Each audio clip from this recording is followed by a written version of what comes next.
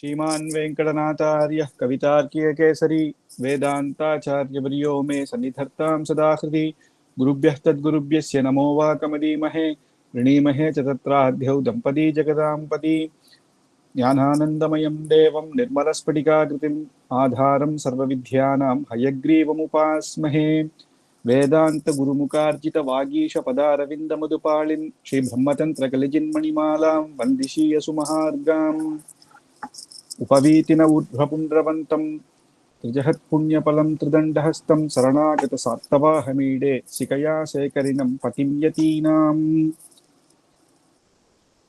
சுவாமி தேசிகன் மங்களாசாசனம் பண்ண யதிராஜ சப்ததி பார்த்துன்னு வந்திருக்கோம்.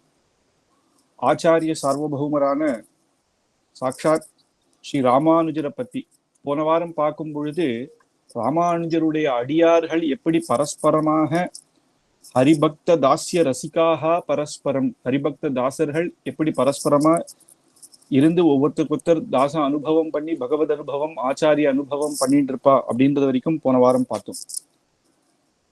அதுக்கு அடுத்தது 19வது ஸ்லோகத்துல சுவாமி தேசிகன் மங்களாசாசனம் பண்றே ராமானுஜ சம்பிரதாய ராமானுஜரை சந்திக்கிறதுக்கு முன்னாடி எப்படி இருந்தது, அவர் அனுகிரகத்தினால அதுக்கப்புறம் எப்படி மாறினேர் அப்படின்னு சுவாமி தேசிகன் இங்க மங்களாசாசனமா பண்றார். ஆனா அது நமக்காகத்தான் நைத்தியானுசந்தானம் அப்படின்னு. பருஷாதிவாத பரிவாத பைஷுனா பிரபிருதி பிரபூத பதனீய பங்கிலா ஸ்வததே மமாத்ய சுபகா சரஸ்வதி யதிராஜ கீர்த்தி கதகைர் விஷோதிதா அப்படின்னு சுவாமி தேசிகன் நீங்க சொல்றார்.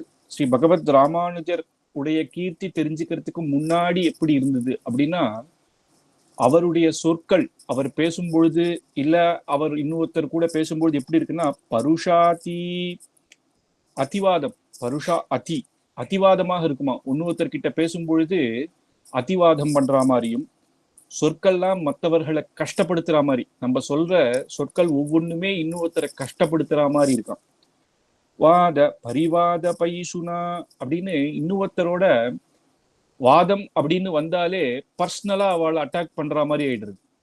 வாதம் அப்படின்னா இப்ப வேதாந்தத்திலிருந்து ஒரு இது எடுத்து இதுக்கு என்ன பிரமாணம் அப்படின்னு அதை பத்தி வாதம் பண்ணி அதுல உண்மையான அர்த்தத்தை சொல்லணுமே தவிர ஒருத்தருக்கு ஒருத்தர் பர்சனலா அடிச்சு கூடாது. அந்த மாதிரி ஆயிடுறது நம்ம பேசுறது எல்லாம். பரிவாத பைசுனா அப்படின்னு மற்றவாளுக்கு தெரியாம அவா பத்தி அவதூறு சொல்றது. சில வாக்கியங்கள்லாம் எப்படின்னா மற்றவாளுக்கு தெரியாம அவ இல்லாத சமயத்துல அவளை பத்தி ஒவ்வொரு விஷயம் தப்பு சொல்றது அப்படின்றது எல்லாம் சில பார் இப்படி எல்லாம் நம்மளுடைய வார்த்தைகள் இருக்கு அப்படின்னு சுவாமி தேசிகன் தன்னுடைய இதுவே சொல்லிக்கிறார்.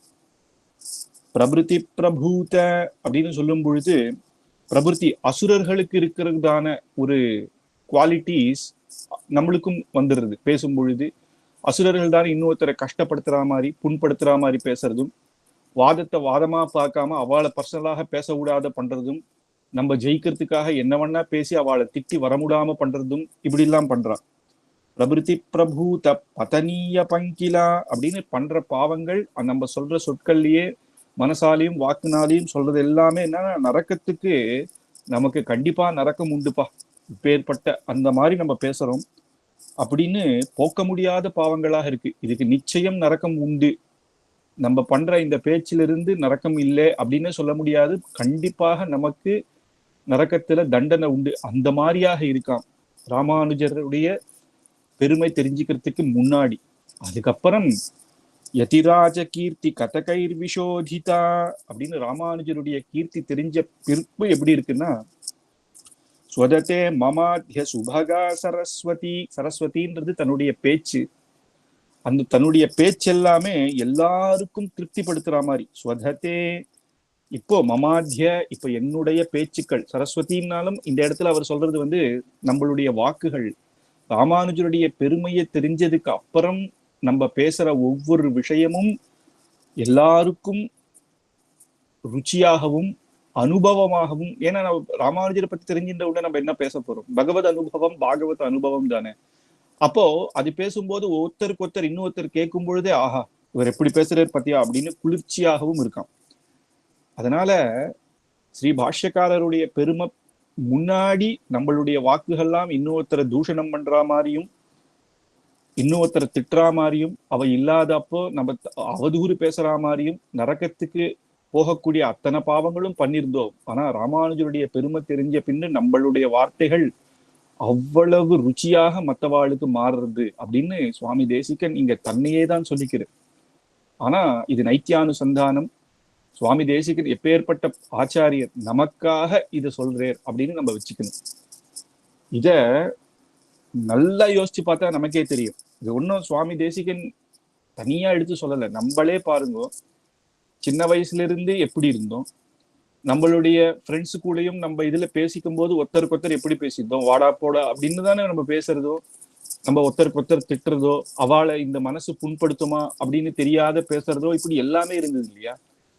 ஆனா பகவத் விஷய அனுபவம் வரும் பொழுதோ, ஒரு நல்ல ஆச்சாரியர்கள் நமக்கு கிடைச்ச பின்பு, இந்த மாதிரி ஒரு ஆச்சரியமான சத்சங்கம் கிடைச்சி இங்க உபன்யாசங்கள்லாம் நம்ம கேட்டு, இல்ல காலக்ஷேபங்கள் ஆச்சாரியர் மூலமாக கேட்டதுக்கு அப்புறம் நம்மளுடைய அந்த செயலியே எப்படி மாறிடுது. நம்ம கூப்பிடும் போது ஒருத்தர் அடியேன் அப்படின்னு கூப்பிடுறோம். ஏன்னா அது அந்த காலக்ஷேபம் இதுல இருந்து நமக்கு வருதுதான். ஒருத்தரை நம்ம அடியேன்னு கூப்பிடுறோம். அது இல்லாம அந்த தாசன் அவருடைய அனுபவத்தை நம்ம ஏன்னா ஒவ்வொருத்தருக்கும் ஒவ்வொரு பெருமாளுடைய அனுபவம் இருக்கு, அதை நம்ம கேட்டுக்கிறோம், அதை பகிர்ந்துக்கிறோம். அவா திவ்ய தேசத்துல எப்படி உற்சவம் பண்ணா, நம்ம திவ்ய தேசத்துல நம்ம எப்படி உற்சவம் பண்றோம் அப்படின்னு ஆச்சரியமாக ஒவ்வொருத்தருக்கு ஒருத்தர் அந்த குணானுபவம், ஹரிதாசிய ரசிக்காக அப்படின்னு அதுலயே தாசத்துவத்திலேயே நம்ம இருக்கோம்.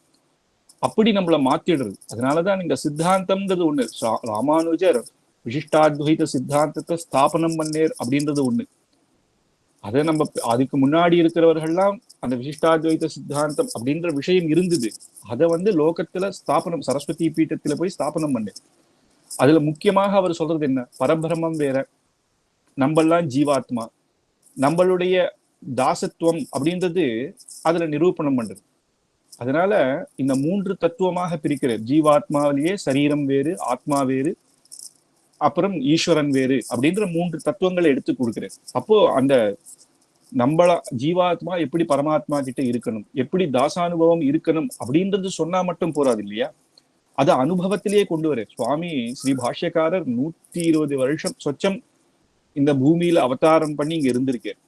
ஸ்தாபனம் பண்ணது இல்லாத அந்தந்த இடத்துல அவர் போன இடத்துல எல்லாம் அப்பேற்பட்ட அவருடைய சிஷ்யர்களை அப்படி மாத்துற, அவளை அப்படி மாத்தி ஒருத்தருக்கு ஒருத்தர் தாசன் அப்படின்னு சொல்லிக்கிறோம்னா என்ன, பகவான் ராமானுஜர் ராமானுஜ தாசன், தாசன் அடியாருக்கு அடியாருக்கு அடியார் அப்படின்னு நம்ம சொல்லிட்டு, இந்த ஜீவாத்மான்றது தாசபாவம் இருக்கணும், அது சாட்சாத் பகவானுக்கும் ஆச்சாரியர்களுக்கும் அப்படின்னு ஒவ்வொரு விஷயம். ஏன்னா நம்ம ஒரு லா அப்படின்னு நம்ம ஒரு இந்த காலத்து எக்ஸாம்பிள்ல பார்க்கணும் அப்படின்னா, நம்ம பாரத தேசத்திலேயே நமக்கு பாருங்க லா அப்படின்றது இருக்கு, அதுக்கப்புறம் கான்ஸ்டிடியூஷன் இருக்கு.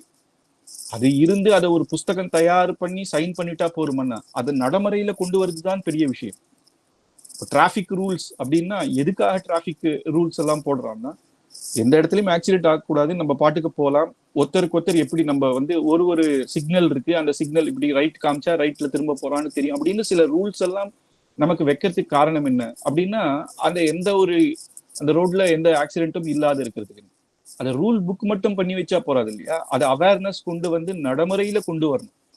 அந்த மாதிரி இப்பேற்பட்ட தத்துவங்களை நம்ம ஜீவாத்மா பகவானுக்கு கைங்கரியம் பண்றதுக்கே இருக்கும், இகத்திலையும் பரத்திலையும் நம்ம கைங்கரியமே முக்கியம் அப்படின்ற அந்த இதை சுவாவமாகவே அதை கேட்டு தெரிஞ்சுட்டா மட்டும் இல்ல, சின்ன வயசுல இருந்தே நமக்கு அந்த கைங்கரிய புத்தியை நமக்கு அப்பேற்பட்ட இதை கொடுக்கணும் அப்படின்றதுதான் பாஷ்யக்கார் இப்பேற்பட்ட உற்சவங்களாகட்டும் காலக்ஷேபாதிகளாகட்டும் அந்தந்த திவ்ய தேசங்கள்ல இப்பேற்பட்டதெல்லாம் ஏற்படுத்தினது எதுக்குன்னா நடைமுறையில கொண்டு வரணும். அதை ஒரு ஸ்தாபனம் பண்றது மட்டும் இல்ல, அதை நடுமுறையில கொண்டு எல்லாருக்கும் அந்த ஒரு பாதை. சின்ன வயசுலயே நம்ம ஸ்தோத்திரம் கட்டிருந்தா இன்னைக்கு இல்லைனாலும் பெரிய ஒரு வயசுல நமக்கே தோணும், ஆஹா இதெல்லாம் கத்துட்டோமே காலக்ஷேபம் பண்ணணும் அப்படின்னு. அப்படியே ஒவ்வொரு படிப்படிப்படியாக நம்மளை உயர்த்திக்க தானே. அப்போ அதுதான் ராமானுஜர் பண்ண நமக்கு பெரிய அனுகிரகம். திவ்ய தேசங்கள்ல எல்லா திவ்ய தேசங்களும் நமக்கு ரட்சிச்சு கொடுத்தார். முக்கியமாக சொன்னா திருமலை, மேல்கோட்டை, ஸ்ரீரங்கம், இந்த திவ்ய தேசங்கள்லாம் ராமானுஜர் தான் ரட்சிச்சு கொடுத்தார். அதே மாதிரி அந்த இதுல உற்சவாதிகளை ஏற்படுத்தினார். அதுக்கு முன்னாடியே நடந்த உற்சவங்கள், நின்று போன உற்சவங்கள் எல்லாத்தையும் திருப்பி ஏற்படுத்தி கொடுத்து அந்தந்த இடத்துல எப்படி உற்சவாதிகள் பண்ணணும் எல்லாம் அந்த அனுகிரகம், அந்த இது நம்மளுடைய பேச்சு செயலி எல்லாத்தையுமே இருக்கிறதுனால அதை நம்ம அந்த அப்பேற்பட்ட தத்துவங்கள் தெரிஞ்சுட்டுதான் இல்லை, அது நம்ம நடைமுறையில நமக்கு கொண்டு வந்து காட்டுறது இல்லையா? அதனாலதான் ராமானுஜருடைய பெருமை தெரியறதுக்கு முன்னாடி எப்படி இருந்தோம், அப்புறம் எப்படி இருக்கோம் அப்படின்னு நம்மளுடைய வாழ்க்கையிலேயே நம்ம நேரடியாக இதை பார்க்கிற விஷயம்தான் அது ஆச்சரியமாக சுவாமி தேசிகன் நமக்கு எடுத்து காட்டுறாரு. ஏன்னா தெரிஞ்சுக்கணும், நம்ம அதை யோசிச்சா நமக்கே புரியும். அதுதான் இந்த ஸ்லோகத்துல ஆச்சரியமாக எடுத்து சொல்றேன். அதுக்கு அடுத்த ஸ்லோகம் ஸ்ரீ பாஷ்யக்காரர்கிட்டயே சரணாகதி பண்றேன்.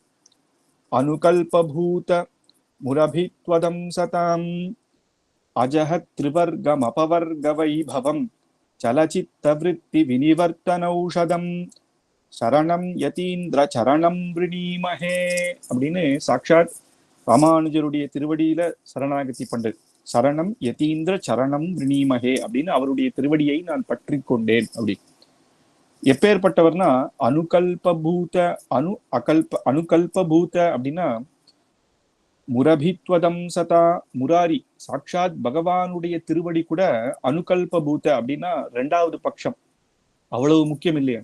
சாட்சாத் பகவான் திருவடி எப்பேற்பட்ட திருவடின்னா சர்வதர்மான் பரித்யஜ்ய மாமேகம் சரணம் விரஜான்னு சொன்னார் இல்லையா? அந்த திருவடி கூட அவ்வளவு முக்கியம் இல்ல, ரெண்டாவது பட்சம் தான். ஆனா ஸ்ரீ பாஷ்யக்காரருடைய திருவடி அப்படின்றது முதல்ல ஆசிரியக்கணும், அதுதான் முதல் பட்சம். ஏன்னா அப்பேற்பட்ட பார்த்த சாரதி பார்த்தன் அர்ஜுனனுக்கு பகவத்கீதையை கண்ணன் சொன்னார். இந்த இடத்துல சர்வதர்மான் பரித்யஜ்ய எடுத்து சொல்றேன். ஆனா எத்தனை பேர் அர்ஜுனனே கூட கடைசியில சரணாகதி பண்ணல. ஆனா யதிராஜர் இந்த தத்துவங்கள் எல்லாம் எடுத்து கொடுத்து நம்ம சம்பிரதாயத்தை எடுத்து காட்டும் பொழுது எத்தனையோ பேர்கள் அந்த சம்பிரதாயத்துல பகவான சரணாகதி பண்றா இல்லையா? அப்ப எது தெரியுதுன்னா, முக்கியமா ஆச்சாரியருடைய திருவடியை பற்றினாத்தான் நமக்கு பகவத் திருவடி கிடைக்கும் அப்படின்றது புரியுது. அதனால முதல்ல பற்ற வேண்டியது எது அப்படின்னா சாட்சாத் ஸ்ரீ பாஷ்யக்காரருடைய திருவடி அப்படின்னு இங்க எடுத்து சொல்றேன். அனுகல்பூத முரபித்வதம் சதாம் அஜஹத் திரிவர்கம் அபவர்க வைபவம் அப்படின்னு ஏற்கனவே நம்ம பார்த்திருக்கோம். திரிவர்க்கம் அபவர்க்கம் அப்படின்னு தயாசதகத்துல திரிவர்க்கம் அப்படின்னா தர்மம் அர்த்தம் காமம் அப்படின்றது. மோக்ஷம் அது நாலாவது, அதுதான் அபவர்க்கம்.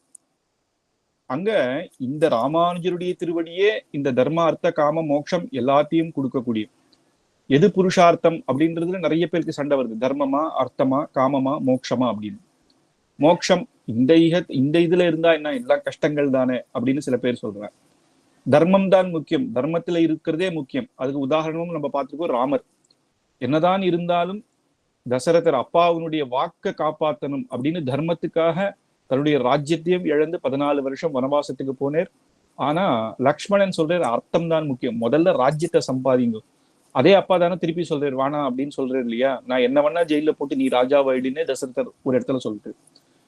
ஆனா லக்ஷ்மணர் சொல்றாரு முதல்ல ராஜ்யத்தை கைப்பற்றுங்க. ஏன்னா தர்மம்னா இன்னைக்கு ஒரு நம்ம ஒரு கைங்கரியம் பண்ணணும் அப்படின்னாலும், ஒரு தர்மம் பண்ணணும் அப்படின்னாலும், இன்னொருத்தருக்கு 4 பேருக்கு ததியாராதனை பண்ணணும்னாலும் கையில திட்டு இருந்தா தானே.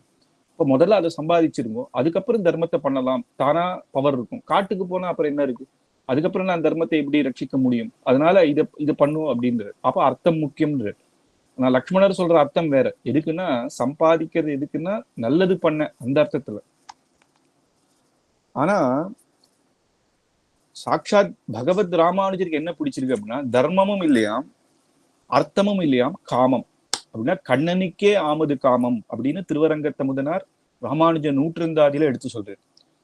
சேமனல் வீடும் பொருளும் தர்மமும் சீரியனர் காமமும் இதெல்லாம் இல்ல என்றிவை 4 என்பர். எல்லாருமே இந்த 4 தானே சொல்லுவா. ஆனா 4னும் கண்ணனுக்கே ஆமது காமம், கண்ணனுக்கே ஆமது காமம் அப்படின்றது தான் சாட்சாத் ஸ்ரீ பாஷ்யக்காரர் ராமானுஜர் எடுக்கிறார். அரும்பொருள் வீடதற்கென்று உரைத்தான்.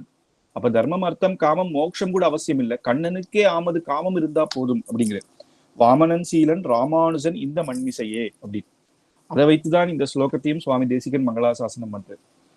அப்போ தர்மம் அப்படின்னாலும் நல்லது பண்ணணும், பகவத் கைங்கரியத்தை பண்ணணும், பாகவதாளுக்கு ததியாராதனை பண்ணணும் அப்படி சொல்லி அதனால சம்பாதிக்கிறது அர்த்தம் முக்கியமா இருக்கு.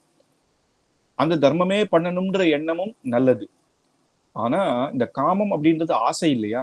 இந்த லோக ஆசை இல்லை. அதனால முதல்ல என்ன சொல்றாரு அப்படின்னா சேமனல் வீடும் பொருளும் தர்மமும் சீரிய நற்காமமும் இதை சொல்லல அவர். நான்கு இவை என்பர். இது இல்லாத இன்னொரு காமம் சொல்ற. ரெண்டாவது என்னன்னா பகவத் பிரீத்தி. அந்த கண்ணன் மேல, கண்ணனுக்கே ஆமது காமம் அப்படின்னு கோபிகைகள் கண்ணன் மேல வச்சிருக்க ஒரு பிரேமை எப்பேற்பட்டதோ, பரகால நாயகியும் பராங்குச நாயகியும் தன்னை நாயகி பாவமாக ஆழ்வார்கள். நம்மாழ்வாரும் திருமங்கை ஆழ்வார் பரகால நாயகி, நம்மாழ்வார் பராங்குச நாயகி அப்படின்னு அவளை அந்த பேரை வச்சுட்டு அவ அந்த பகவானுக்கு தூது விடுறா ஒரு காதலியாக. அப்படி ஏற்பட்ட காமம் அந்த ஆழ்வார்கள் அனுசந்தித்த ரீதியிலே சாட்சாத் ஸ்ரீ பாஷ்யக்காரரும் அது இருந்தா போருமே. அப்போ இந்த பூமியிலேயே பெருமாள் கைங்கரியம் கிடைச்சிடுத்து அப்படின்னா மோட்சம் கூட ரெண்டாவது பட்சம். இங்க மோட்சம் வேண்டக்கூடாதுன்னு இல்லை, அந்த அர்த்தம் இல்லை. அங்க போய் ஆனந்த நித்யானு நம்ம சொல்றது இல்லையா, முக்தானுபூதி விஹதாஸ்யதி மே முகுந்தா சுவாமி தேசிகன். சரணாகதி பண்ணியாச்சு, மோட்சம் என்னைக்கோ வரதான் போறது. ஆனா மோட்சத்துல நித்திய சூரிகளும் முக்தர்களும் எப்படி கைங்கரியம் பண்ணுவாளோ அந்த அனுபவம், அந்த பரமானந்தத்துல இருந்து பகவத் கைங்கரியத்துல ஆனந்த ஸ்வரூபமயமாக இருக்கிற பகவானை நினைச்சிட்டு எப்படி கைங்கரியம் பண்ணிட்டு அவளும் ஆனந்தமாக இருப்பாளோ, அப்பேற்பட்ட அந்த கைங்கரிய ரீதியில அந்த அனுபவத்தை இந்த திருமலையிலேயே குடும் அப்படின்னு சொல்றாரு இல்லையா சுவாமி தேசிகன். முக்த அனுபூதி மிக தாசியதி மே முகுந்தா அப்படின்னு. அப்பேற்பட்டது அந்த அந்த மோட்ச அனுபவம் அப்படின்றதும் பகவான் கைங்கரியமும் இந்த பூமியிலேயே கிடைச்சிட்டா அப்புறம் என்ன? அதுதானே இச்சுவை தவிர யான் போய் இந்திரலோகம் ஆளும் அச்சுவை பெரிதும் வேண்டேன் அரங்கமான குருளானே அப்படின்னு தொண்டர் இப்படி ஆழ்வாருடைய மங்களாசாசனம். அப்படின்னா என்னன்னா, இந்திரலோகம் ஆளும் அப்படின்னா அந்த இந்திரலோகமே அங்க மோட்சத்தை தான் சொல்றது. அந்த வைகுண்ட லோகம் தான். இந்திரன்னா இந்திராதிகளுக்கு இந்திரன் அப்படின்னும் பொழுது சாட்சாத் பகவான். அவர் இருக்கிற வைகுண்டம் கூட ரெண்டாவது பட்சம். அதே பெருமாள் தான் இங்க ரங்கநாதனாக இங்க வந்திருக்காரு. அப்படின்னா இவ சம்சாரத்தை கேட்கல. சம்சாரம்ன்றது திருப்பியும் புனரப்பி ஜனனம் புனரப்பி மரணம் அப்படின்னு இருக்கிறது. அந்த கஷ்டங்கள் அதெல்லாம் இல்லாத ஒரு ரங்கநாதன் கோவில்ல எப்படியாவது இருந்து கைங்கரியம் பண்ணிட்டு இருந்து, அப்ப அதுவே முக்தானுபூதி மிகதாசியதி தானே. அப்ப அந்த கைங்கரியம் கிடைச்சுடுத்துனாலும் அதுவே பாதி மோட்சத்துக்கு சமம் தானே. அதனால அதுவும் பெருமாள் இறங்கி வந்திருக்கேன். வைகுண்டநாதனுடைய சௌலபியத்தை சொல்ல முடியாது. ஆனா அவர் விபவாவதாரத்துல இங்க பூமியில இருக்கும்பொழுது அவருடைய சௌலபியம் எப்பேற்பட்டது. அதனால இந்த இடத்துலயே நம்ம சேவிக்கிறோம் அப்படின்னு.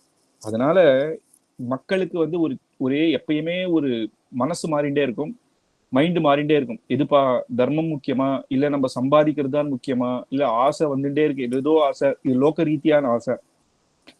அப்படிங்கும் பொழுது சலச்சித்த விருத்தி வினிவர்த்தன ஔஷதம் அப்படின்னு இந்த மனசு மாறிண்டே இருக்கு இல்லையா. சலச்சித்த விருத்தி அப்படின்னா ஒரு ஸ்டெடி மைண்டே இல்லை. இந்த மனசு ஏதோ ஒண்ணு மாறிண்டே இருக்கு. திடீர்னு ஒரு நாள் இந்த உத்தியோகத்துல கொஞ்சம் போறோம், இந்த இவ்வளவு துட்டு வந்துட்டு இல்ல, இனிமேல் நம்ம ஏதாவது போய் பகவத் கைங்கரியம் பண்ணலாம் அப்படின்னு ஒரு மனசு மாறுது. திடீர்னு இல்ல இது போராதே, இன்னும் சம்பாதிக்கணும் அப்படின்றது, வேற ஏதோ ஒரு இதுல ஆசை வந்துடுது.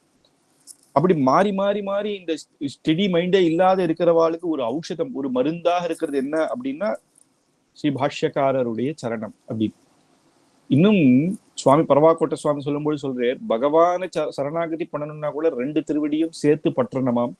ஸ்ரீ பாஷ்யக்காரருடைய ஒரு திருவடி போறோமா, ஒரு திருவடியை பற்றினாலே அந்த மோட்ச பரியந்தம் கொண்டு விட்டுருவேர். அப்படி அதனாலதான் அபவர்க்க திரிவர்க்கம் அபவர்க்க வைபவம், அப்பேற்பட்ட வைபவம் எல்லாத்தையும் இந்த கல்பக விருட்சமே கொடுக்கும். பகவான் கொடுப்பேன்றது ஒண்ணு, ஆனா அந்த பகவான் கிட்ட கேட்கிற சரணாகதி பண்ணணும் அப்படின்னா கூட அந்த ஞானம், அந்த ரீதி, அந்த பத்ததி தெரியணும்னா கூட பாஷ்யக்காரருடைய அனுகிரகம் இருந்தா தானே உண்டு. அதனால அவருடைய திருவடியை பற்றினாலே அத்தனையும் நமக்கு கிடைச்சிடும் அப்படிங்கிறது.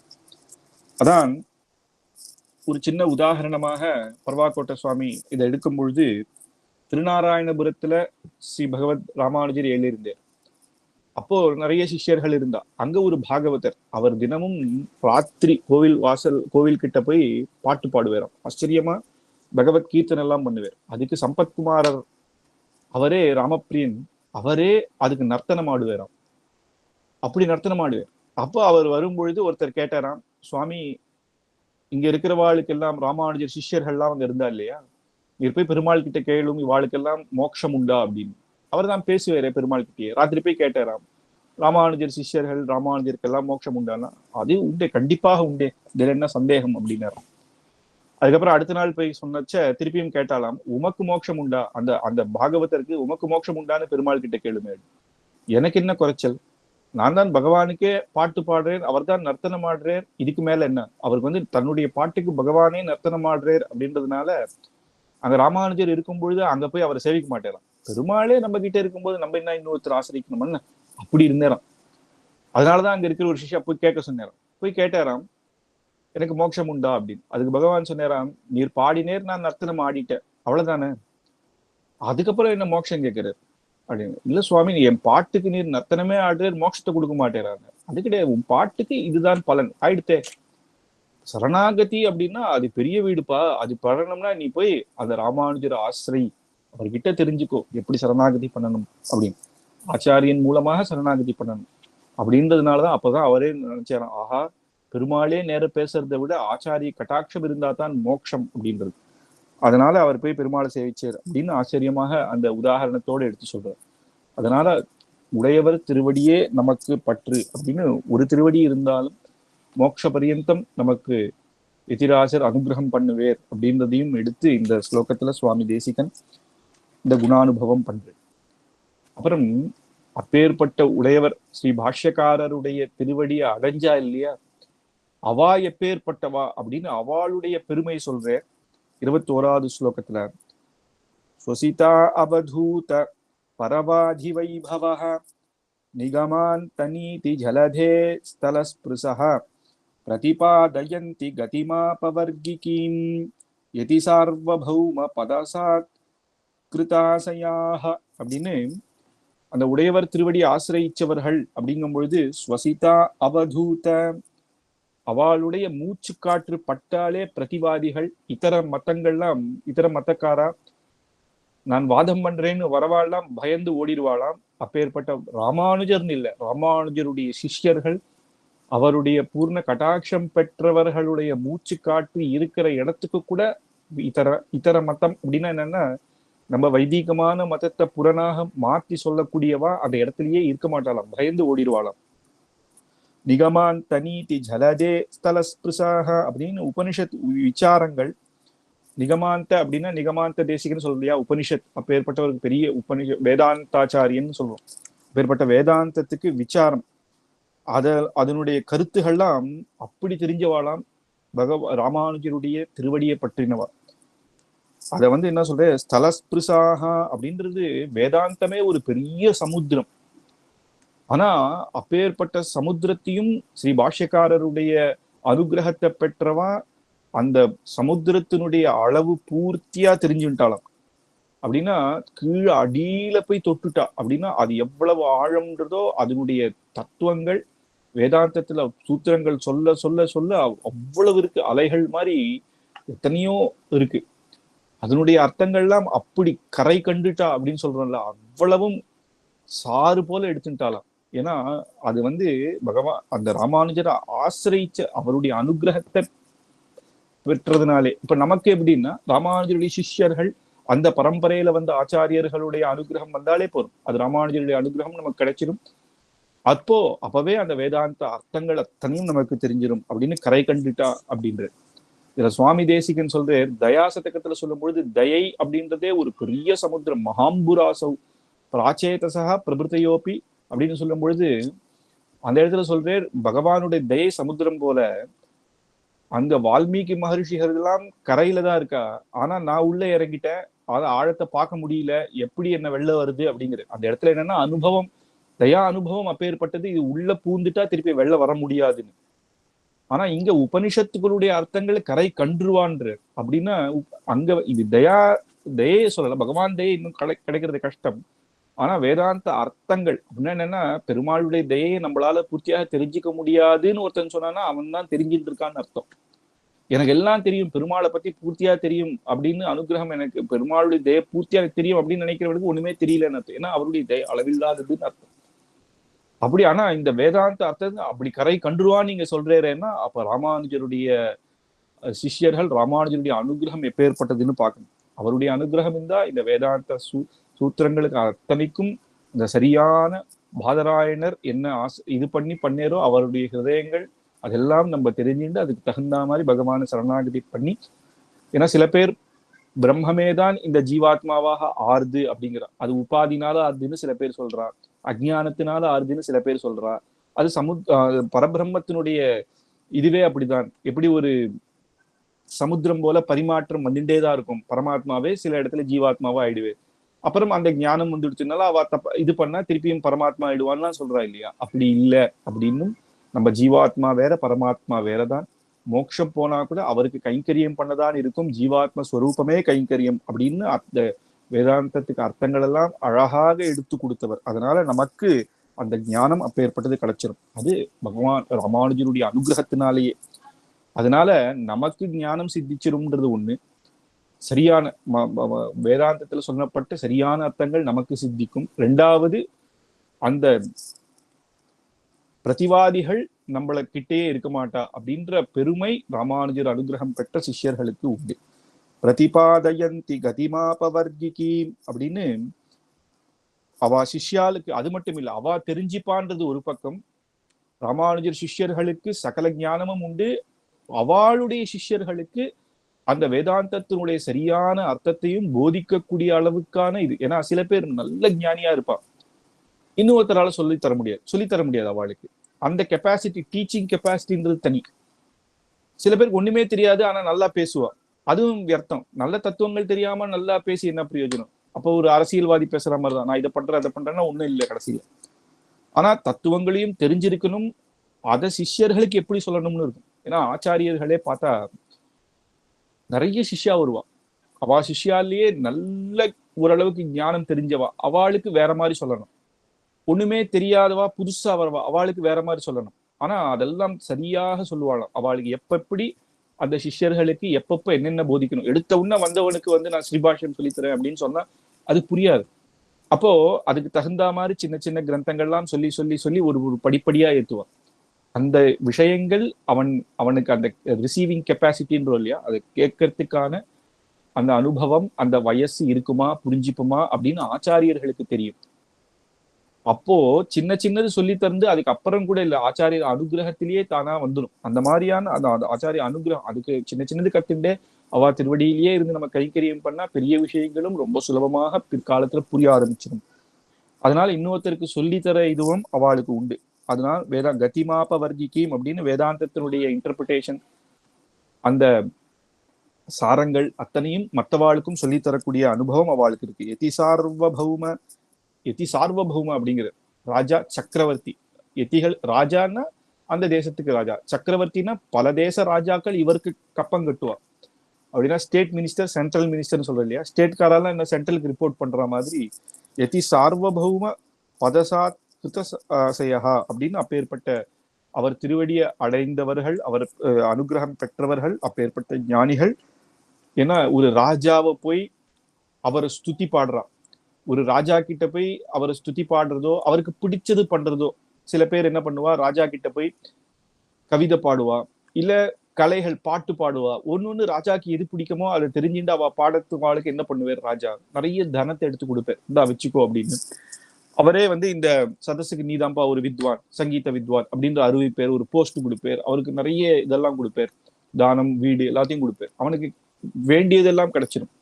அப்படி யதி சார்வபௌமரான ராஜா இவர்கிட்ட போய் நம்ம தனத்தை கொடுக்க வேண்டியமோ நம்ம பாட்டு பாட வேண்டிய அவசரம் இல்லை. பக்தியில ஒரு பக்தி, பரம பக்தியில யதி சார்வபௌமரான அப்பேற்பட்டவர்கிட்ட போய் யார் ஆசிரியிக்கிறாளோ அவளுக்கு இவர் இப்பேற்பட்ட வேதாந்த விஷயமெல்லாம் நல்லா புரியும்படி அப்பேற்பட்டவனாக ஆக்கி அவனுக்கு என்னென்னலாம் தேவையோ அத்தனை அனுகிரகமும் பண்ணி, இந்த பூமியில இருக்கும் பொழுது என்னென்ன தேவையோ அதையும் பண்ணி, மோட்ச பரியந்தம் அவனுக்கு சரணாகதி அந்த விஷயத்தெல்லாம் தெரிய வச்சு, அந்த தத்துவங்களை புரிய வச்சு, ஒரு ஜீவாத்மா எப்படி இருக்கணுமோ அவள் கடைசி காலத்துல அர்ச்சிராதி மார்க்கமாக மோட்ச பரியந்தம் அந்த அனுகிரகத்தை ராமானுஜர் பண்றேர் அப்படின்னு.